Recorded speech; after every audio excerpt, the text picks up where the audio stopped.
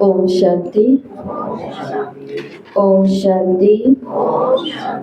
तो आज की भट्टी का दिन है 9 और आज की जिस मुरली का हम चिंतन करने वाले हैं वो मुरली है 28 जनवरी 1985 और आज की मुरली का टाइटल है विश्व सेवाधारी का सहज साधन मनसा सेवा। बाबा ने मुरली के अंदर बताया एक होते हैं सेवाधारी। बाबा ने कहा सेवाधारी मेरे अनेक बच्चे हैं लेकिन विश्व सेवाधारी कोई कोई है। भले बंद कर दो पंखा, कोई दिक्कत नहीं, आवाज हो रही है। विश्व से तो सेवाधारी बाबा ने कहा मेरे अनेक बच्चे हैं पर विश्व सेवाधारी कोई कोई है। हम कौन है? विश्व सेवाधारी। अभी बिना मुरली पढ़ी हुई है सबने ना? पढ़ी हुई है। तो उसमें से क्या पता चला कि मैं विश्व सेवाधारी की क्वालिटी वाली आत्मा हूँ या सेवाधारी की क्वालिटी वाली आत्मा हूँ? विश्व सेवाधारी वाली। सोच के बोल रहे हैं ना? बाबा ने कहा हर एक महावीर आत्मा की मनसा शक्ति कहाँ तक स्वयं के प्रति और सेवा के प्रति धारण हुई है, ऐसी बाबा आज विशेष 3 शक्तियां देख रहे थे हर विजयी बच्चे में। विजयी बाबा ने किसको कहा? विजयी रतन बनने के लिए तीनों ही शक्तियां आवश्यक है। कौन सी शक्ति? मनसा शक्ति, वाचा शक्ति और कर्मणा शक्ति। तो मनसा, वाचा, कर्मणा ये तीनों शक्तियां आवश्यक है विजयी बनने के लिए। और बाबा ने कहा कि ये जो मनसा शक्ति है ना, ये कहाँ तक स्वयं के प्रति और सर्व के प्रति धारण हुई है। तो जो मैं आपको साकार मुरली में बता रही थी वो वाक्य ये है, तीनों में से एक शक्ति भी कम है तो वर्तमान प्राप्ति और प्रारब्ध भी कम हो जाती है। तीनों शक्तियों में से अगर एक भी शक्ति कम है, मतलब मेरी वाचा बहुत अच्छी है, वाचा की शक्ति मेरी बहुत अच्छी, वाचा से मैं किसी को दुख नहीं देती, वाचा से मैं किसी को नीचे नहीं गिराती, वाचा से मैं किसी का शोषण नहीं करती, वाचा से मैं किसी को अपशब्द नहीं बोलती, वाचा से मैं कोई गड़े हुए मुर्दे नहीं उखाड़ती। तो सब कुछ क्या है? वाचा से अगर मैं वाचा शक्ति मेरी बहुत अच्छी है। इसी प्रकार मेरी कर्मणा शक्ति भी बहुत अच्छी है। मैं अपने कर्मों से किसी को भी संबंध संपर्क में रहने वाली आत्मा को भी रिंचक मात्र भी दुख नहीं देती। लेकिन जो मेरी मनसा शक्ति है वो बहुत कमजोर है कि मेरी वाणी तो बहुत अच्छी है, मेरे कर्म भी बहुत अच्छे हैं, लेकिन मन के अंदर क्या चल रहा है? गड़बड़ चल रही है। ऐसा हो सकता है ना? पॉसिबल है ना ये होना? इसलिए ही ऐसे लोगों के लिए क्या कहावत बनकर के आई? मुख में राम। इसका मतलब यही होता है कि वाणी तो इतनी अच्छी है राम से जोड़ने वाली, लेकिन अंदर ही क्या लेकर के बैठे हैं? खंजर लेकर के बैठे हैं, छुरी लेकर के बैठे। इसका मतलब अंदर ही ईर्ष्या है उनके लिए, अंदर द्वेष है उनके लिए, अंदर घृणा है उनके लिए, उनको नीचा। अब मैं आपके लिए चिंतन तैयार किया, मानो आपके लिए नहीं है तो ये खुद के लिए ही, लेकिन चिंतन तैयार किया, फिर कुछ और तैयार किया, फिर कुछ और प्रोग्राम तैयार किया, फिर साथ में कुछ और कर लिया साथ में। आपको यहाँ से तो भरपूर मैं दे रही हूँ कि कोई चीज की कमी ना रहे, मधुबन जाने की भी कमी ना रहे, बच्चों की छुट्टियां आ गई है इस प्रोग्राम की भी कमी ना रहे, पिकनिक की भी कमी ना रहे, मुरली की भी कमी ना रहे, कोई की टोली की भी कमी ना रहे, किसी भी चीज की कमी ना रहे। लेकिन मैं है ना रोज आप लोगों के लिए अंदर से बुरा सोचती हूँ। तो फिर तो बाबा ने कहा इसको विजयी आत्मा कहेंगे? नहीं कहेंगे। विजयी आत्मा बनने के लिए तीनों शक्तियां कैसी चाहिए? बहुत अच्छी। अब दूसरा देखो, दूसरा चरण देखो। एक आत्मा की मनसा बहुत अच्छी है, खुद के लिए और औरों के लिए हमेशा श्रेष्ठ सोचते हैं, इनका बहुत अच्छा हो, मेरा भी बहुत अच्छा हो, इनका भी बहुत अच्छा हो। वाणी भी बहुत अच्छी है, अच्छा ही बोलते हैं सेम जो आपको बताया, लेकिन मनसा बहुत अच्छी है, वाणी बहुत अच्छी है, लेकिन कर्म में आते हैं तो फिर से क्या हो जाती है? फिर गड़बड़ी हो जाती है, फिर कहते हैं अरे मैंने सोचा भी था ऐसा नहीं करना, मैंने उनको बोल भी दिया था कि अब से मैं ऐसा नहीं करूंगी, लेकिन फिर भी पता नहीं मुझसे ऐसा क्यों हो जाता है। समझ रहे हो ना बात को? तो ये कर्मणा की कमजोरी आ गई। और तीसरा फेज देखेंगे हम कि जहां मेरी वाचा भी बहुत अच्छी है, जहां मेरी मनसा भी बहुत अच्छी है, मेरे कर्म भी बहुत अच्छे हैं, लेकिन बोलते समय पता नहीं चल रहा मैं क्या बोल देती हूँ। ए माता इधर आ।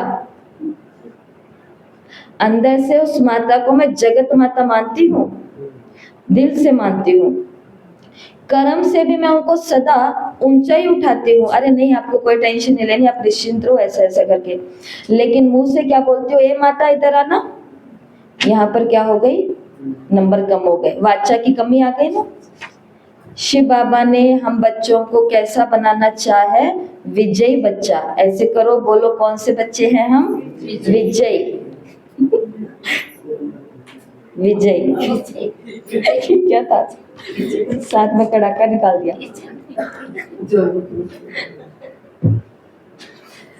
आज हम प्यारे स्वीट शिव बाबा के आगे ये संकल्प करेंगे कि बाबा मुझे मालूम है कि आपकी ये मुरली मैंने आज सुनी है और अभी बहुत सारी इसके अंदर बातें आने बाकी है, लेकिन बाबा मैं आज आपको ये संकल्प से पक्का कराती हूँ अपने आप के साथ में कि मैं वाणी में भी विजयी बनूंगी, मैं मनसा में भी विजयी बनूंगी और मैं कर्मणा में भी विजयी बनूंगी। तीनों शक्तियां। और बाबा ने कहा इसमें से एक शक्ति भी कम हुई ना तो वर्तमान की प्राप्ति भी कम हो जाएगी संगम युग की, और भविष्य की प्रारब्ध भी कम हो जाएगी। और फिर आप क्या बोलेंगे कि मैं ऐसा करना तो नहीं चाहती थी, हो गया, मैं ऐसा बोलना तो नहीं चाहती थी, हो गया, मैं तो भाई किसी के लिए बुरा नहीं सोचती, पता नहीं फिर भी कैसे सोचा जाता है। अभ्यास। तो फिर इस अभ्यास को क्या करना पड़ेगा, अटेंशन के साथ में चेंज करना पड़ेगा, अटेंशन और समृद्धि। बाबा ने कहा सेवाधारी तो अनेक है लेकिन विश्व सेवाधारी कोई कोई है। सेवाधारी की परिभाषा बाबा ने बताई, सेवाधारी अर्थात तीनों शक्तियों की नंबरवार यथाशक्ति धारणा। तीनों शक्तियां हैं लेकिन कैसी है, नंबरवार है। मनसा भी थोड़ी अच्छी है, वाचा भी थोड़ी अच्छी है, कर्मणा भी थोड़ी अच्छी है, अपनी शक्ति के हिसाब से तीनों अच्छी है। और विश्व सेवाधारी अर्थात तीनों शक्तियों की संपन्नता, उनको कहीं भी कोई पकड़ नहीं सकता।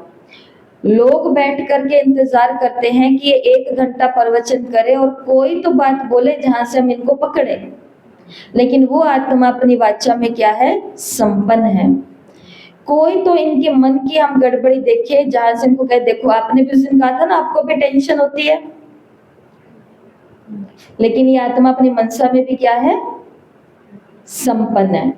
और तीसरी बात क्या थी, लोग इंतजार करते हैं कि बातें तो इतनी बड़ी करते हैं, ये योग सारा दिन लगा करके बैठे रहते हैं, ऐसे हैं। अब थोड़ा सा ध्यान देते हैं 24 घंटे कि इनके कर्म कैसे हैं, लेकिन कर्म में भी ये आत्मा चाहे अपने छोटों के साथ है, चाहे अपने बराबर वालों के साथ है, चाहे अपने से बड़े उम्र के साथ है, चाहे अनपढ़े के साथ है, चाहे पढ़े लिखे के साथ है, विश्व सेवाधारी आत्मा सबके साथ एक जैसी होगी, अर्थात अपनी कर्म की शक्ति से संपन्न होगी।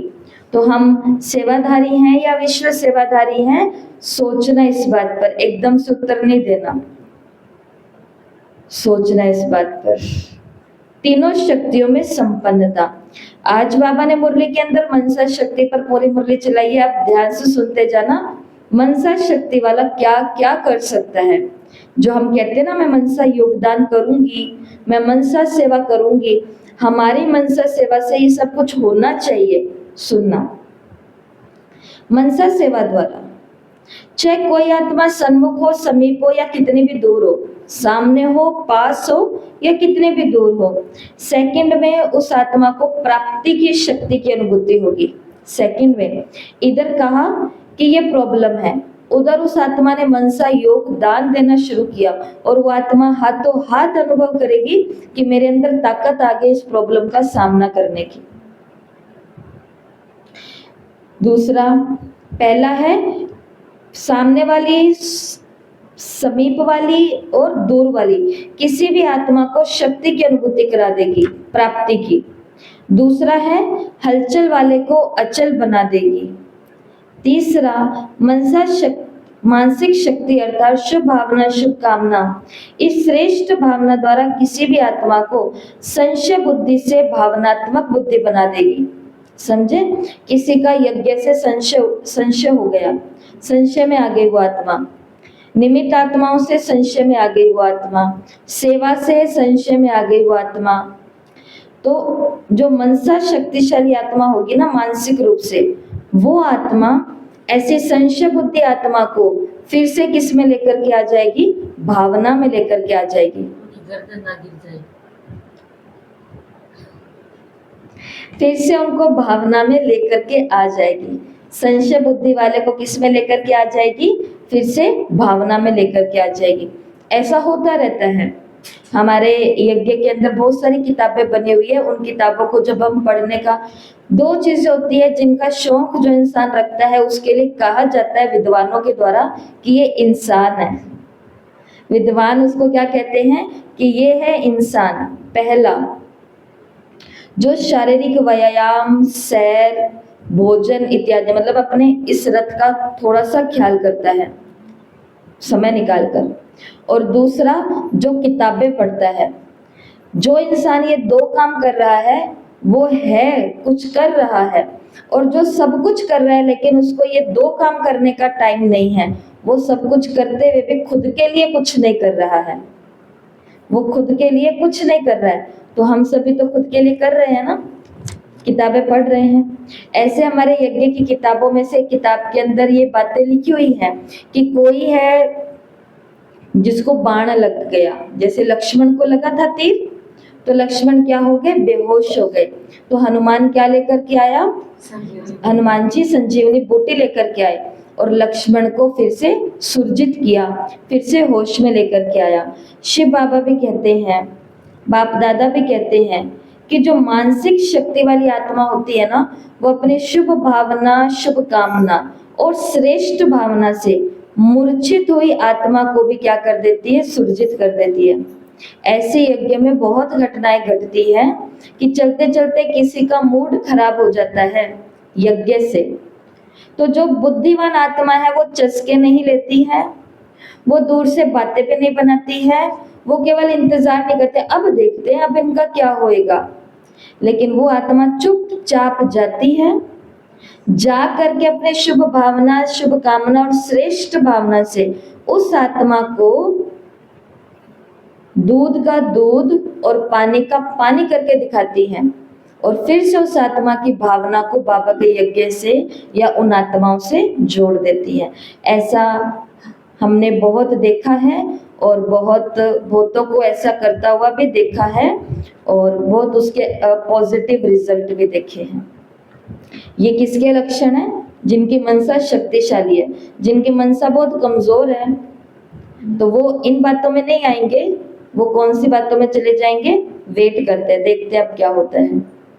नेक्स्ट है, किसी का भाव व्यर्थ हो गया है तो मनसा शक्ति के द्वारा वो दूसरे का भाव समर्थ कर देती है, स्वभाव को बदल देती है, फल की अनुभूति करा देती है, भगवान के समीप ला सकते हैं मनसा शक्ति के द्वारा।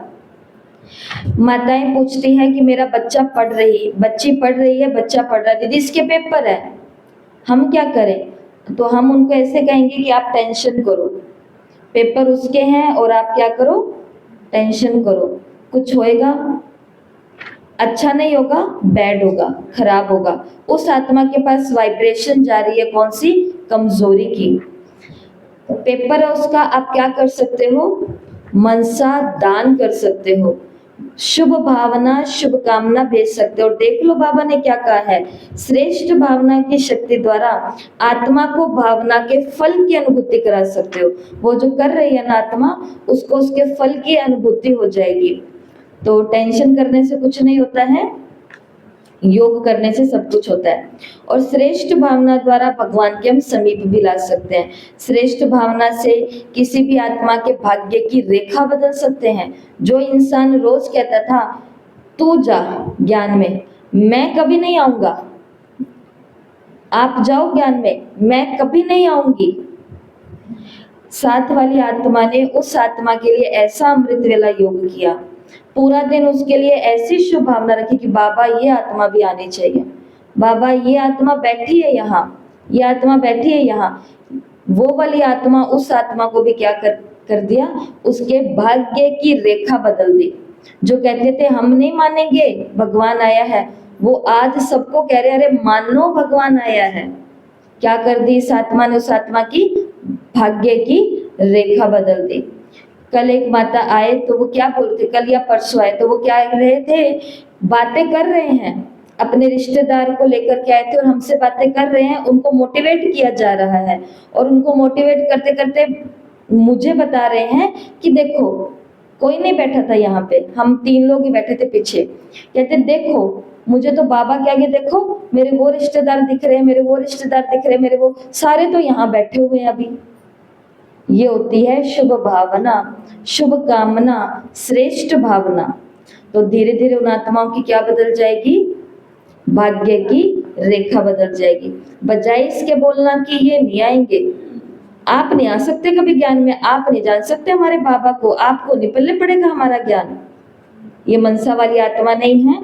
मनसा वाली आत्मा क्या होती है, नेक्स्ट, हिम्मतहीन को भी हिम्मतवान बना देती है, हिम्मतहीन को हिम्मतवान बना देती है। और बाबा ने कहा इसी श्रेष्ठ भावना की विधि प्रमाण मनसा सेवा किसी भी आत्मा की कर सकते हो। मनसा सेवा के लिए कोई क्राइटेरिया नहीं है, इसकी करूं और इसकी ना करूं, मनसा सेवा किसी की भी कर सकते हैं।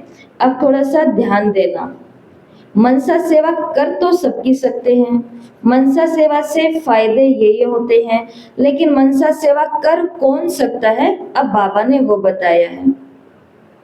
लेकिन मनसा सेवा वही कर सकता है जिसकी स्वयं की मनसा अर्थात संकल्प सदा सर्व के प्रति श्रेष्ठ और निस्वार्थ हो। मनसा सेवा सिर्फ वही कर सकता है जिसकी स्वयं की मनसा सर्व आत्माओं के प्रति श्रेष्ठ और निस्वार्थ हो। जो मैं मेरे दुश्मन के लिए सोच रही हूँ वही मैं मेरे हितैषी के लिए सोच रही हूँ, ऐसी आत्मा क्या कर सकती है, मनसा सेवा कर सकती है।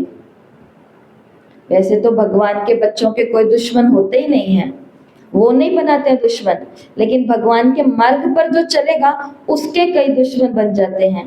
जैसे महावीर स्वामी के जीवन में देखा गया, वो किसी का बुरा नहीं कर रहे थे, वो तो बस अपना ध्यान करते थे पेड़ के नीचे बैठ करके।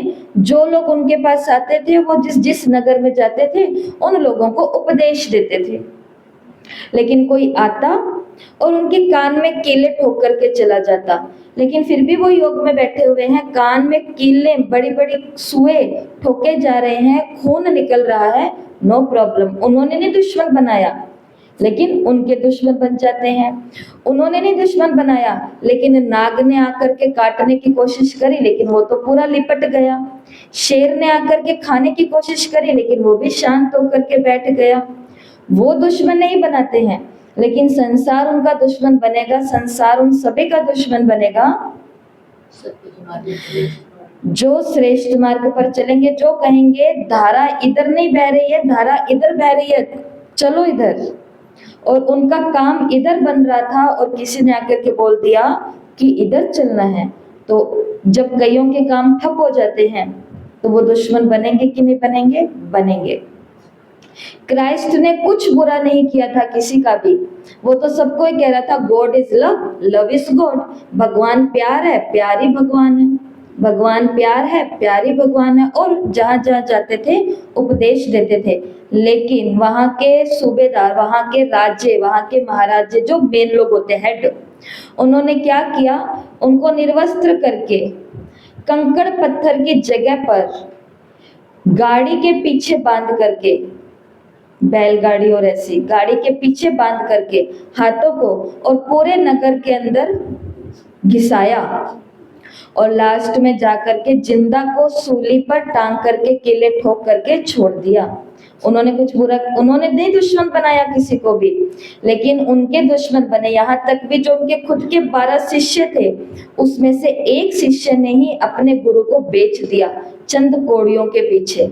उसने तो बात लीक करी थी, गौतम बुद्ध ने किसी का बुरा नहीं किया, लेकिन फिर भी उनके पास आते थे अंगुलीमाल और ये सब लोग जो उनका नुकसान करते थे, आदि आदि बातें थूक गिर करके जाते थे मुंह के ऊपर, लेकिन वो शांत रहे।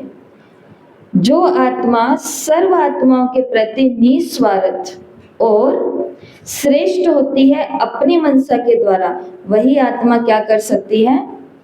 मनसा। इन्होंने तो धर्म ही स्थापन करके छोड़ दिया सबके लिए, और हमें धर्म स्थापन तो करना ही है। धर्म स्थापन तो बाबा करने के लिए आया है। हमें तो अपनी कृष्ण के गोकुल वासियों की तरह अपनी क्या देनी है? बस छोटी सी अंगुली लगानी है कि बाबा मेरी तरफ से निश्चिंत रहो, मेरी तरफ से यज्ञ में कोई प्रॉब्लम नहीं आएगी, बल्कि मेरी तरफ से यज्ञ की सारी प्रॉब्लम खत्म होगी। बाबा मेरा सपोर्ट आपको है, मेरा वोट आपको है। हमको तो स्थापन करना ही नहीं है धर्म, हमको तो पीछे पीछे चलना है बस, लेकिन चलना उसी पगडंडी पर पड़ेगा। इतना सा काम है। और उसमें भी हम ब्राह्मण बच्चे क्या कर देते हैं? बेईमानी कर देते हैं। क्या कर देते हैं? तो फिर कैसे करेंगे हम मनसा सेवा? तो मनसा सेवा किसकी कर सकते हैं? जल्दी से बोलो। मनसा सेवा किसकी कर सकते हैं? जो हलचल में है। मनसा सेवा बाबा ने कहा सर्व की कर सकते हो, सर्व आत्माओं की कर सकते हो। माँ प्रकृति की भी कर सकते हैं, 5 तत्वों की। हर पशु हर प्राणी की भी कर सकते हैं। हर फुटपाथ पर रहने वाले, हॉस्पिटल में रहने वाले, जेल में रहने वाले, नशा मुक्ति केंद्र में रहने वाले, बाल आश्रमों में रहने वाले, हर एक की मनसा सेवा कर सकते हैं। मेरे घर वाले, मेरे पीहर ससुराल अड़ोसी पड़ोसी दुखी सुखी सबकी कर सकते हैं। मनसा सेवा से क्या क्या होगा? हलचल वाला अचल बन जाएगा। जिसको फल नहीं मिल रहे हैं वो फल के प्राप्ति स्वरूप बन जाएंगे। संशय बुद्धि वाले भावना बुद्धि वाले बन जाएंगे। हिम्मतहीन हिम्मतवान बन जाएंगे। व्यर्थ में जाने वाले को ये आत्मा समर्थ में लेकर के आ जाएगी। भगवान के समीप आ जाएंगे, भाग्य की रेखा बदल देंगे। इतना कुछ कर सकते हैं, किसी का भी कर सकते हैं और इतना कुछ कर सकते हैं। बस इसके लिए बाबा ने कहा एक भावना सदा अपने अंदर रखो, और वो है परोपकार की भावना। गौतम बुद्ध ने कहा प्राणी मात्र पर दया करो। प्राणी मात्र पर क्या करो? दया करो, दया करो। घर वालों पर क्या करो? भाई बहनों पर दया करे कि सारा दिन ये कर रही है, ऐसा ना बोलो कि तू क्या कर रही है, बर्तन तो मांजने हैं, मांज के देखो जरा, बर्तन ही तो मांजने हैं, आप भी मांज के देखो, बर्तन ही तो मांजने हैं।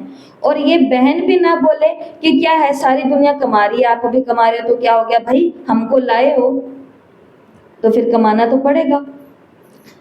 आप जाओ बाहर कमाने के लिए। अभी इन्होंने कल मेरे को मैसेज भेजा भाई जी ने, राजकुमार भाई जी ने, कि अभी इतने मई से इतने अप्रैल से इतने अप्रैल तक बहुत ज़्यादा ये गर्मी है, बहुत रिस्क का माहौल है, तो यहाँ के लोग हैं शहर के वो ऐसा ऐसा कह रहे हैं डेंजर जोन है, तो भाई धूप में हिसाब से निकलो। हाँ ये तो माताएं और बहनें तो मान लेगी ये बात कि भाई हाँ धूप में नहीं निकलेंगे, ये भाई मान लेंगे तो घर चल जाएंगे, किसान मान लेंगे तो देश चल जाएगा, मजदूर मान लेंगे तो ये कोठियां बिल्डिंग हमारी बन जाएंगी, है सब्जी वाले भाई जी मान लेंगे, दूध वाले भाई जी मान लेंगे, फ्रूट वाले भाई जी मान लेंगे तो चल जाएगी, हमारे शौक सारे पूरे हो जाएंगे। आज ये सब्जी खाने का मन है तो कितने सारे काम हैं। इसके लिए घर वालों पर सबसे ज्यादा क्या करो? दया करो। सासुएं बहुओं पर दया करो। आपके शरीरों में उनके शरीरों में फर्क है, आपके युग में और इनके युग में फर्क है, और ये बहुएं अपनी सासुओं पर दया करो। इन्होंने बहुत सब कुछ सह करके आज ये वहां पर आई है जहाँ कुछ सुख देखना चाहती है, तो अब इनके ऊपर थोड़ी दया करो। सब लोग एक दूसरे, बच्चे माँ बाप पर दया करें और माँ बाप भी जरा सा बच्चों पर ज्यादा भार जिंदगी जीने दो। बच्चे बेचारे बच्चों का जीवन ही नहीं जी पा रहे हैं, इतना बोझ है उनके ऊपर आज, इसलिए एंजॉय करने दो। प्राणी मात्र पर तो, दुनिया पर तो बाद में उपकार करेंगे, पहले तो अपने आसपास वालों पर तो दया करें। आसपास वालों को क्या करके रखा है? परेशान करके रखा है। फिर वो कहते हैं इसलिए जाते हो आप ओम शांति में? ओम शांति वाली दीदी आपको ये सिखाती है? ओम शांति वाली दीदी ये नहीं सिखाती है।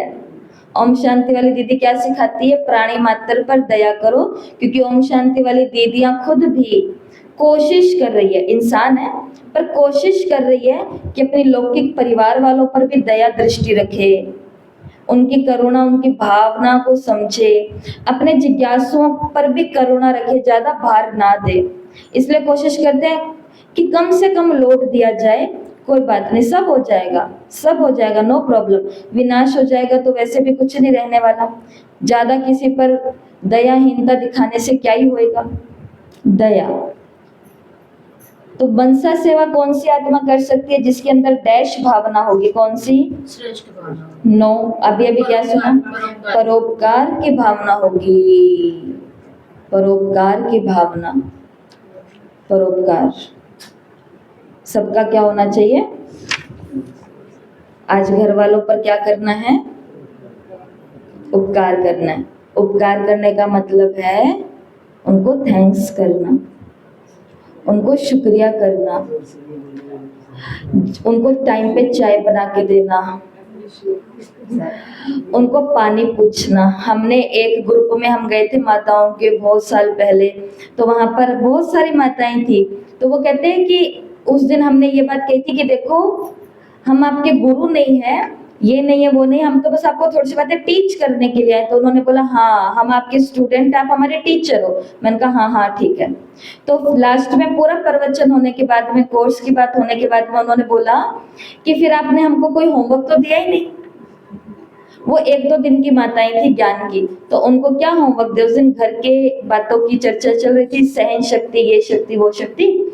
तो उनको बोला कि ठीक है, आज घर का बेटा, भाई जी, जो कमाने वाले लोग हैं, चाहे वो घर की लेडी भी क्यों नहीं है, तो वो जब कमा करके आएंगे तो उनके ना आगे आपको ट्रे में पानी लेकर के जाना है। मैंने उनको बोला कि अगर अभी मैं आपके घर चलूं तो आप मेरे को ऐसे गिलास में पानी दे दोगे? कहते कि नहीं, आपको ट्रे में पानी देंगे। मैंने कहा देखो ट्रे में दोगे ना, गिलास में? गिलास ऐसे, हाँ तो आप मेरे को ट्रे के अंदर सर्व करोगे? कहते कि हाँ। मैंने कहा क्यों? आप तो मेरे को 1-2 दिन से जानते हो, मैंने तो आपका कोई भला भी नहीं किया। आपके घर पे ना मैंने अनाज गिरवाया, आपके घर पे ना मैंने पैसा रखवाया, आपके बच्चों का ना मैंने भला किया, आपका ना मैंने कोई भला किया, काम बनवाया। जो आपके लिए कुछ नहीं कर रहा उसको आप ट्रे में पानी दोगे? ये भी पूछते हैं। और जो आपके लिए रात दिन बाहर से कर रहे हैं उनका पी लो, पानी पी लो, सामान तो मेरा लाके दिया नहीं, अपने आप पी लो, सामान तो मेरा लाके दिया नहीं, मैं भी पूरा दिन की कर रही हूँ, मैं भी पूरा दिन की टांगे टूट गई, सिर दुख गया मेरा। जबकि वो हमारे लिए कितना, ये देखो, ये माताएं सारा दिन घर में रहते हैं, 2 लोगों का मुंह देखते हैं तो ही दिमाग इनका घूम जाता है। वो बाहर अपने सीनियर जूनियर किन किन को टॉर्चर सहन कर रहे हैं, जो मेरे लिए सब कुछ कर रहे हैं उनको भी मैं ट्रे में पानी। और पता है हमारी प्यारी प्यारी माताओं ने क्या कहा? उन्होंने कहा कि दीदी अगर मैंने ट्रे में पानी दियो नहीं तो वे सेव पहला पूछी काम के है वो बता। ये आपको घटना, असली घटना सुनाई है आपको थोड़ी सी। तब तो हम दीदी भी नहीं बने थे, ये तब की बातें। अनुभव बहुत सारे होते हैं ना जिंदगी में, हमारे बहुत सारे अच्छे अच्छे अनुभव होते हैं। और अगले दिन उन्होंने बोला कि हमने ट्रे में पानी दिया, वो बहुत खुश हुए। परोपकार। ऐसे भाई बहनों के ऊपर क्या करे? थोड़ी दया करे। वो कर, जिस दिन से आपके घर आ रही है वो तो नॉन स्टॉप ही कर रही है, रुकी नहीं है वो तो करने से एक दिन भी। दया। एक स्थान पर स्थित रह करके चारों ओर की मनसा सेवा कर सकते हो। बाबा ने कहा वाचा और कर्म की सेवा के लिए तो जाना पड़ेगा। घर बैठे बैठे सेंटर की सेवा कर सकते हैं? उसके लिए तो यहाँ आना पड़ेगा। वाणी सुनाने के लिए भी कहाँ जाना पड़ेगा। लेकिन बाबा ने कहा मनसा सेवा कहीं कर सकते हो। बाबा ने इसको कौन सा सेट बोला? Wireless set. जैसे हमारा मोबाइल जब आया था उन 90s के जमाने में, जब भी आया था ये लोगों के पास, उस समय लोग खुश हुए थे कि अरे टेलीफोन तो जो है वो वायर वाला है, लेकिन ये ऐसा फोन है जो वायरलेस है, बिना तार के इसको हम कहीं भी घुमा करके बातें कर सकते हैं। नहीं तो उसकी तो तार जहां तक होती थी वहीं तक ही रहना पड़ता था, लिमिट थी। इसकी कोई लिमिट है? इनकी कोई लिमिट है? कोई लिमिट नहीं है इनकी। ऐसे बाबा ने कहा ये आपकी जो मनसा है ये भी क्या है, वायरलेस सेट है। सिर्फ मैं अपने हाउसिंग बोर्ड वालों को, कॉलोनी को दूंगी? नो, मैं टेलीफोन थोड़ी ना हूँ, मैं वायरलेस सेट हूँ, वायर वाला नहीं हूँ। मैं केवल अपने राजस्थान को दूंगी? नहीं। मैं केवल विश्व को सकाश दूंगी? नहीं, मैं तो ब्रह्मांड, अंतरिक्ष, ये वो ग्रह नक्षत्र तत्व, ये तो बाबा ने कहा एक अंतर्मुखी ज्ञान है जिससे जहां चाहो, जितना जल्दी चाहो वहां पहुंच सकते हैं। आपके घर के अंदर कोई बीमार है ना, आप अपने बाबा के कमरा, ये जो आपने स्थान मुकर्रर किया हुआ है, वहां पे बैठ जाओ। जैसे आपके पास फोन आया और आप मन से उस आत्मा के पास फरिश्ता बन करके चले जाओ, बाप दादा को लेकर के 10 मिनट उसकी सेवा कर करके आओ। फिर आपको आकर के फोन आ जाएगा कि उनको अब अच्छा फील हो रहा है, राहत लग रही है। मनसा शक्ति के द्वारा बाबा ने कहा किसी भी आत्मा को चरित्रवान बनने की, श्रेष्ठ आत्मा बनने की प्रेरणा दे सकते हो।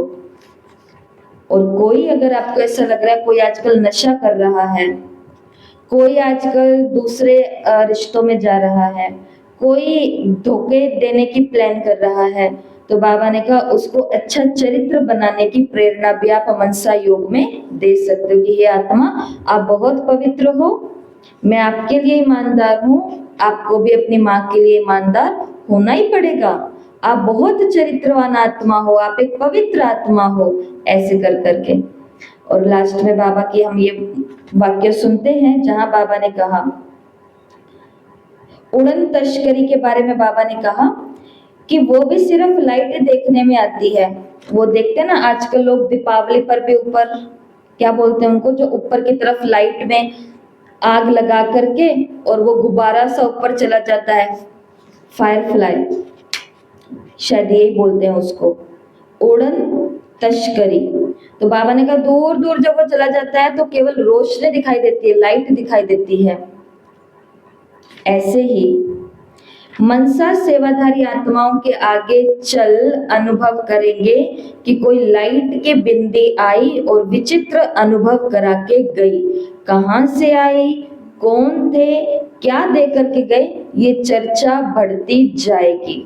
ये होगा मनसा सेवाधारी का कमाल। ठीक है, अब इस मुरली के कुछ विदाई के समय बाबा याद प्यार दे रहे, अमृत वेले। देखो रात को बाबा आए और अमृत वेले सबको याद प्यार दे रहे। इतनी देर तक बाबा बैठते थे, इतनी देर तक दादी का रथ लेकर के।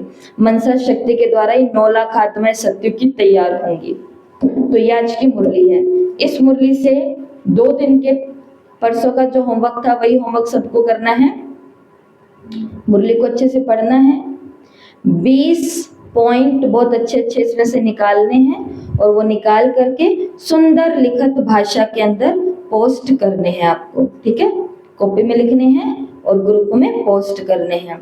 तो ये मुरली बहुत अच्छी है और मनसा सेवा के लिए सिर्फ एक ही बात की धारणा करनी और वो है परोपकार की भावना। ठीक है, ओम शांति।